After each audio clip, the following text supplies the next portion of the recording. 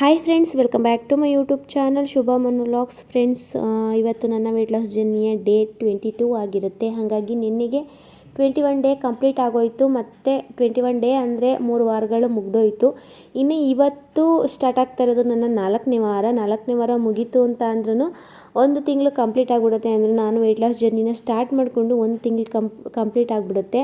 ಹಾಗಾಗಿ ನೋಡೋಣ, 1 ತಿಂಗಳಲ್ಲಿ ಕೆಲವೊಬ್ಬರು ಅಷ್ಟು ಕೆ ಜಿ ಇಳಿಸ್ತೀವಿ, ಇಷ್ಟು ಕೆ ಜಿ ಇಳಿಸ್ತೀವಿ ಅಂತೆಲ್ಲ ಹೇಳ್ತಾರಲ್ವ. ನಂದು ಎಷ್ಟು ವೆಯ್ಟ್ ರೆಡ್ಯೂಸ್ ಆಗಿದೆ ಅಂತ 1 ತಿಂಗಳು ಕಂಪ್ಲೀಟ್ ಆದಮೇಲೆ ನೋಡೋಣ. ಅದಕ್ಕೂ ಮುಂಚೆ ಇವತ್ತು 3 ವಾರ ಕಂಪ್ಲೀಟ್ ಆದಮೇಲೆ ನಾನು ವೆಯ್ಟ್ ರಿವೀಲ್ ಮಾಡ್ತೀನಿ. ಅಂತ ಅಂದರೆ 3ನೇ ವಾರದಲ್ಲಿ ನನ್ನ ವೆಯ್ಟ್ ಎಷ್ಟು ಲಾಸ್ ಆಗಿದೆ ಅನ್ನೋದನ್ನು ನಾನು ಹೇಳ್ತೀನಿ. ಹಾಗಾಗಿ ಬೆಳಿಗ್ಗೆ ಯಾವುದು ಅಂದರೆ ನಾನು ಆಗಲೇ ಹೇಳ್ದಂಗೆ ಒಂದು 2 ಡೇಸ್ ರೆಸ್ಟ್ ಮಾಡ್ತೀನಿ ಅಂತ ಹೇಳಿದ್ನಲ್ವ. ಹಾಗಾಗಿ ಎಕ್ಸಸೈಸು ವಾಕು ಏನಿಲ್ಲ. ಬೆಳಗಿನ ಕೆಲಸ ಎಲ್ಲ ಮುಗಿಸಿ ನಾನೇನು ನೀರು ಕೂಡ ತಗೊಂಡಿಲ್ಲ. ಖಾಲಿ ಹೊಟ್ಟೆನಲ್ಲಿ ಅಂದರೆ ನನ್ನ ಯೂರಿನ್ ಮೋಷನ್ ಎಲ್ಲ ಕ್ಲಿಯರ್ ಮಾಡಿಕೊಂಡು ನಾನಿಲ್ಲಿ ವೆಯ್ಟ್ ಚೆಕ್ ಮಾಡೋಣ ಅಂತ ಬಂದಿದ್ದೀನಿ. ನಾನಿಲ್ಲಿ ನನ್ನ ಡ್ರೆಸ್ಸಿಂಗ್ ಟೇಬಲ್ ಅಂದರೆ ನನ್ನದೊಂದು ಪುಟ್ಟು ಡ್ರೆಸ್ಸಿಂಗ್ ಟೇಬಲ್ ಮೇಲೆ ಫೋನ್ ಇಟ್ಕೊಂಡೆ ವೆಯ್ಟ್ ಚೆಕ್ನ ಮಾಡೋದು. ಅಂತ ಅಂದರೆ ನನಗೆ ಯಾರು ಹೆಲ್ಪ್ ಮಾಡೋರಿಲ್ಲ, ಅಂದರೆ ಫೋನ್ ಇಟ್ಕೊಳ್ಳೋಕ್ಕೆ ಯಾರು ಹೆಲ್ಪ್ ಇಲ್ಲ. ಹಾಗಾಗಿ ಟೇಬಲ್ ಮೇಲೆ ಇಟ್ಟು ನಾನು ವೆಯ್ಟ ಚೆಕ್ ಮಾಡ್ತೀನಿ ಎಷ್ಟಿದೆ ಅಂತ. ಅದರಲ್ಲಿ ಟೇಬಲ್ ಮೇಲೆ ಇಟ್ಟ ಮೇಲೆ ನನಗೆ ಅದು ರೆಕಾರ್ಡಿಂಗ್ ಆಗುತ್ತೆ. ಹಾಗಾಗಿ ನಾನು ಅಲ್ಲಿ ನನ್ನ ಟೇಬಲ್ನ ತೋರಿಸ್ತಾ ಇದ್ದೀನಿ. ಒಂದು ಪುಟ್ಟದಾಗಿ ನಾನು ಇಟ್ಕೊಂಡಿದ್ದೀನಿ ಟೇಬಲ್ ಅಷ್ಟೇ, ಅದರಲ್ಲಿ ಏನಿಲ್ಲ ಜಾಸ್ತಿ. ಇನ್ನು ನೆಕ್ಸ್ಟು ನನ್ನ ವೆಯ್ಟ್ ಎಷ್ಟಿದೆ ನೋಡೋಣ. ಲಾಸ್ಟ್ ವೀಕು ಅಂದರೆ 2ನೇ ವಾರದಲ್ಲಿ ನನ್ನ ವೆಯ್ಟು 83.35 ಇತ್ತು. ಅಂದರೆ 83 kg 350 ಗ್ರಾಮ್ ಇತ್ತು. ಇವಾಗ ಎಷ್ಟಿದೆ ಚೆಕ್ ಮಾಡೋಣ. ಫಸ್ಟಿಗೆ ನಾನು ನನ್ನ ವೇಟಿಂಗ್ ಸ್ಕೇಲ್ ಮೇಲೆ ಒಂದು ಕಾಲಿಟ್ಟು ಅದು 0 ಬಂದ ನಂತರ ಮತ್ತೆ ಪುನಃ ನಿಂತ್ಕೋತೀನಿ. ನೋಡ್ತಾ ಇರ್ಬೋದು ನೀವು, ನಾನು 82.15 ಇದ್ದೀನಿ. ಅಂತ ಅಂದರೆ 1 kg 200 ಗ್ರಾಮ್ನಷ್ಟು ಕಮ್ಮಿ ಆಗಿದ್ದೀನಿ. ಅಂದರೆ ನಾನು 1 kgಗಿಂತ ಜಾಸ್ತಿನೇ ಕಮ್ಮಿ ಆಗ್ತಾಯಿದ್ದೀನಿ. ಪ್ರತಿ ವಾರ ನನಗೆ ತುಂಬಾ ಖುಷಿ ಆಗ್ತಿದೆ. ನನ್ನ ಟಾರ್ಗೆಟ್ ಇದ್ದಿದ್ದು 1 ವಾರಕ್ಕೆ 1 kg ಆದರೆ ಸಾಕು ಅಂತ ನಾನು ಸ್ವಲ್ಪ ಜಾಸ್ತಿನೇ ಆಗ್ತಾಯಿದ್ದೀನಿ. ಹಾಗಾಗಿ ತುಂಬಾ ಖುಷಿ ಆಗ್ತಿದೆ. ನೀವು ನೋಡ್ತಾ ಇರ್ಬೋದು, ನಾನು ಯಾವುದೇ ರೀತಿಯ ಚೀಟ್ ಮೀಲ್ನ ತಗೊಳ್ದೆ, ಅಂದರೆ ನನ್ನ ಫುಡ್ಡಲ್ಲಿ ಯಾವುದೇ ರೀತಿಯ ಚೀಟ್ ಮಾಡ್ದೇನೆ ಒಂದು ಹೆಲ್ದಿ ಫುಡ್ಡನ್ನ ನಾನು ಪ್ರಿಪೇರ್ ಮಾಡಿಕೊಂಡು ತಗೊಂಡು ಅದರಿಂದನೇ ನಾನು ವೆಯ್ಟ್ ಲಾಸ್ ಮಾಡ್ಕೊಂಡಿದ್ದೀನಿ. ಅಂದರೆ ಮನೇಲೇ ಇರ್ತಕ್ಕಂಥ ಪದಾರ್ಥಗಳಿಂದ ನಾನು ಫುಡ್ನ ಮಾಡಿಕೊಂಡು ನಾನು ಏನೋ ಒಂದು ವೆಯ್ಟ್ ಲಾಸ್ನ ಮಾಡ್ಕೊಂಡಿದ್ದೀನಿ. ನೀವು ನನ್ನ ವೀಡಿಯೋನ ಏನಾದರೂ ಕಂಟಿನ್ಯೂಸ್ ನೋಡ್ತಾ ಇತ್ತು ಅಂದರೆ ನಿಮಗೂ ಕೂಡ ಗೊತ್ತಾಗುತ್ತೆ, ನಾನು ಎಲ್ಲೂ ಕೂಡ ಮೋಸ ಮಾಡ್ತಾಯಿಲ್ಲ. ನನಗೆ ಯಾವುದೇ ರೀತಿಯ ಯೂಸ್ ಇಲ್ಲ. ನಾನು ಮೋಸ ಮಾಡಿ ನನಗೆ ಯಾವುದೇ ರೀತಿಯ ಯೂಸ್ ಇಲ್ಲ. ಮೋಸ ಮಾಡಿದ್ರೆ ನಿಮಗೆ ನನಗೆ ನಾನೇ ಮೋಸ ಹೋದಂಗೆ. ಹಾಗಾಗಿ ನನಗೇನೋ ಮೇನ್ ಇರೋದು ನಾನು ವೆಯ್ಟ್ ಲಾಸ್ ಆಗಬೇಕು, ಮತ್ತು ನನ್ನ ಜೊತೆ ನೀವು ಕೂಡ ವೆಯ್ಟ್ ಲಾಸ್ ಮಾಡ್ಕೋಬೇಕು ಅಂತ ನಂಗೆ ತುಂಬಾ ಆಸೆ. ಯಾರೆಲ್ಲ ನನಗೆ ದಪ್ಪ ಇದ್ದೀರಾ ಅಂದರೆ ಇವಾಗೆಲ್ಲ ಕೆಲವೊಬ್ಬರು ಸಫರ್ ಪಡ್ತೀರಾ, ಅಂದರೆ ಆನ್ಲೈನ್ ಕೋಚ್ ಎಲ್ಲ ತೊಗೊಳಕ್ಕಾಗಲ್ಲ ಅಂತ. ಹಾಗಾಗಿ ಅದು ಇಂಟೆನ್ಷನ್ ಒಂದು ಬಿಟ್ಟರೆ ನನಗೆ ನಾನು ಚೀಟ್ ಮಾಡಿಕೊಂಡು ನಾನು ಕ್ಲಿಪ್ಪಿಂಗ್ಸಲ್ಲಿ ಮಾತ್ರ ಈ ಥರ ಫುಡ್ಡೆಲ್ಲ ತೊಗೊಳ್ಳೋದು, ಮತ್ತು ಕ್ಲಿಪ್ಪಿಂಗ್ಸ್ ತೊಗೊಳ್ದೆ ಹೋದಾಗ ಏನಾದರೂ ತಿಂದುಬಿಡೋದು, ಆ ಥರ ಎಲ್ಲ ಮಾಡೋಕ್ಕೆ ಹೋಗಲ್ಲ. ನಾನು ಗೊತ್ತಾ, ಒಂದು ಚೂರು ಏನೂ ತಿಂದಿಲ್ಲ. ಏನಾದರೂ ತುಂಬಾ ತಿನ್ನಬೇಕು ಇಲ್ಲ ಕುಡಿಬೇಕು ಅಂತ ಅನ್ನಿಸ್ದಾಗ ಕಾಫಿ ಕುಡಿದಿದ್ದೀನಿ. ಅದನ್ನು ನಾನು ತೋರಿಸಿದ್ದೀನಿ ಯಾವ ಟೈಮಲ್ಲಿ ನಾನು ಕಾಫಿ ತೊಗೋತಾ ಇದ್ದೀನಿ ಅಂತ.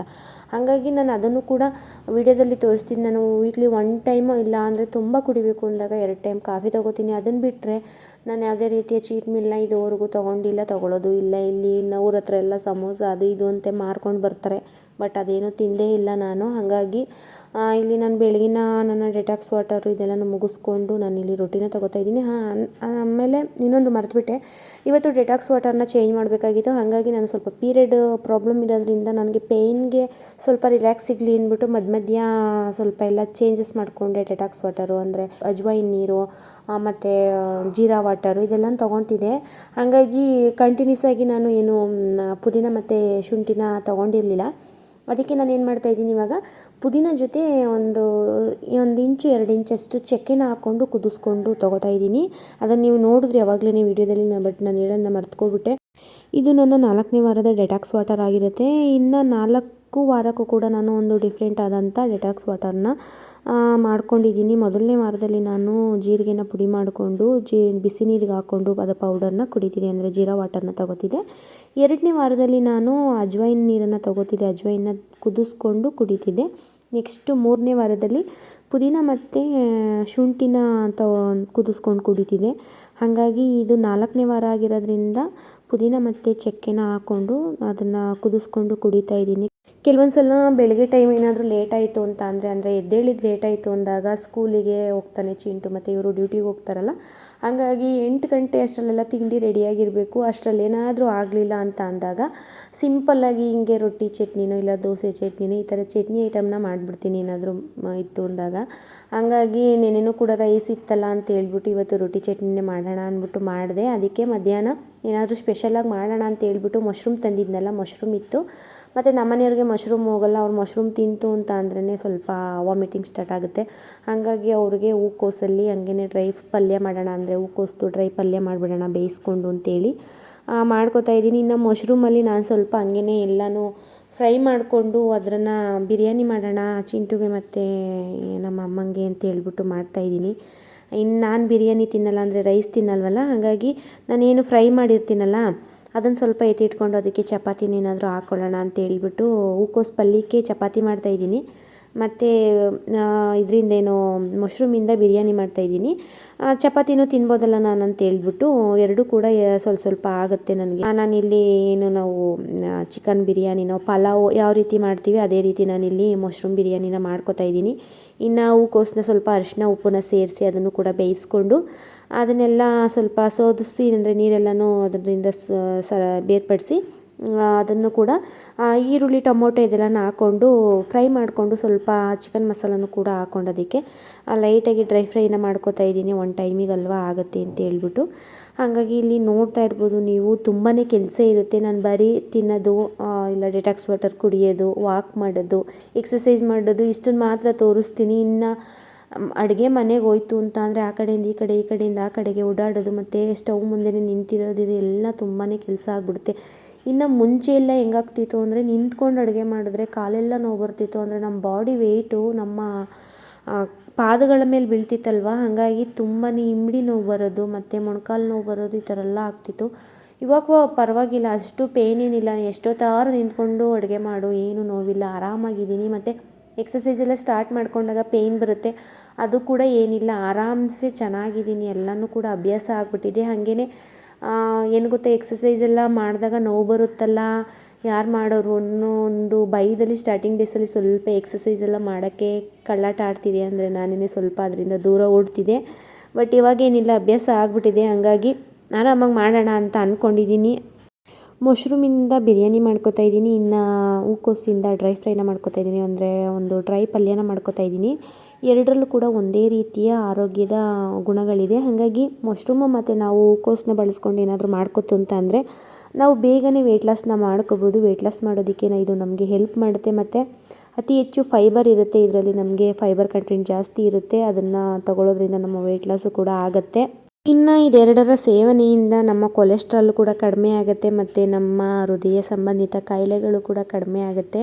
ಹಾಗಾಗಿ ನಾವೇನೇ ಸಾಮಾನ್ಯ ಡೈಲಿ ಊಟ ಮಾಡ್ತೀವಿ ಅಂದರೆ ಒಂದು ಹೆಲ್ದಿಯಾದಂಥ ಫುಡ್ನ ಮನೇಲೇ ಪ್ರಿಪೇರ್ ಮಾಡ್ಕೊಂಡು ಊಟ ಮಾಡ್ತೀವಿ ಅಂದರೆ ಎಲ್ಲನೂ ಕೂಡ ಒಳ್ಳೆಯದೇ. ಅದಕ್ಕೆ ಹೇಳೋದು, ಮನೆ ಊಟ ತಿನ್ನಿ, ಹೊರಗಡೆ ಊಟ ತಿಂದು ಆರೋಗ್ಯನ ಹಾಳು ಮಾಡ್ಕೋಬೇಡಿ. ಮತ್ತು ಮಧ್ಯಾಹ್ನದ ಅಡುಗೆ ಮಾಡ್ತು ಅಂದರೆ ನೈಟಿಗೆ ಅಷ್ಟೇನು ರಿಸ್ಕ್ ಇರಲ್ಲ. ಇನ್ನು ಮಧ್ಯಾಹ್ನದ ಏನಾದರೂ ಉಳಿದಿರುತ್ತೆ ಅದಕ್ಕೆ ಚಪಾತಿ ರೊಟ್ಟಿನ ಏನಾದ್ರು ಮಾಡ್ಕೋಬೋದು. ಹಾಗಾಗಿ ಇಲ್ಲಿ ಸ್ವಲ್ಪ ಮಶ್ರೂಮ್ ಫ್ರೈನೂ ಎತ್ತಿಟ್ಕೊಂಡಿದ್ದೆ, ಇನ್ನು ಹೂಕೋಸು ಫ್ರೈನೂ ಇತ್ತು. ಇನ್ನು ಸ್ವಲ್ಪ ಬಿರಿಯಾನಿನೂ ಉಳ್ಕೊಳ್ಳುತ್ತೆ ಮಧ್ಯಾಹ್ನಕ್ಕೆ, ಇಷ್ಟೆಲ್ಲ ಖಾಲಿ ಆಗೋಲ್ಲ ಒಂದು ಟೈಮಿಗೆ. ಅದೇ ಬ್ಯಾಲೆನ್ಸ್ ಆಗುತ್ತೆ ಸಂಜೆಗೆ, ಅಷ್ಟೇನು ರಿಸ್ಕ್ ಇರಲ್ಲ ಅಂತೇಳಿ ನಾನಿಲ್ಲಿ ನಮ್ಮ ಮನೆಯವ್ರಿಗೆ ಊಟನ ಬಡಿಸಿ ನೆಕ್ಸ್ಟ್ ನಾನು ಕೂಡ 2 ಥರದ ಫ್ರೈನ ತೊಗೊಂಡು ಅದ್ರ ಜೊತೆಗೆ ಚಪಾತಿನ ತೊಗೊಂಡಿದ್ದೀನಿ. ಇನ್ನು ಸಂಜೆ ಟೈಮು ಕೂಡ ಆಗೋಯ್ತು. ಸಂಜೆಗೆ ನಾನಿಲ್ಲಿ ದಾಳಿಂಬೆ ಹಣ್ಣನ್ನು ತೊಗೊಂಡಿದ್ದೀನಿ, ಅದ್ರ ಜೊತೆ ಗ್ರೀನ್ ಟೀನ ತೊಗೋತಾ ಇದ್ದೀನಿ. ನಾನು ಡೈಲಿ ಯಾವುದಾದ್ರೂ ಒಂದು ಹಣ್ಣು ತೊಗೋತೀನಿ, ಅಂದರೆ ಬೆಳಗ್ಗೆ ತೊಗೋತೀನಿ ಇಲ್ಲ ಸಂಜೆ ಯಾವುದಾದ್ರೂ ಸರಿ ತೊಗೊಂಡಿರ್ತೀನಿ. ತುಂಬಾ ಸುಸ್ತಾಗಿ ಟಯರ್ಡ್ ಆಗಿದ್ದೀನಿ. ಇನ್ನು ಸಂಜೆ ಆಗಸ್ಟಲ್ಲಿ ಸ್ವಲ್ಪ ಡಲ್ ಆಗ್ತೀನಿ, ಫೇಸೆಲ್ಲ ಡಲ್ ಆಗುತ್ತೆ. ಇನ್ನೇನು ಬೆಳಗ್ಗೆಯಿಂದ ಸಂಜೆವರೆಗೂ ಕೆಲಸಗಳೇ ಇರುತ್ತಲ್ವ, ಅದ್ರ ಜೊತೆಗೆ ನನ್ನ ರೊಟೀನ್ ಇರುತ್ತೆ.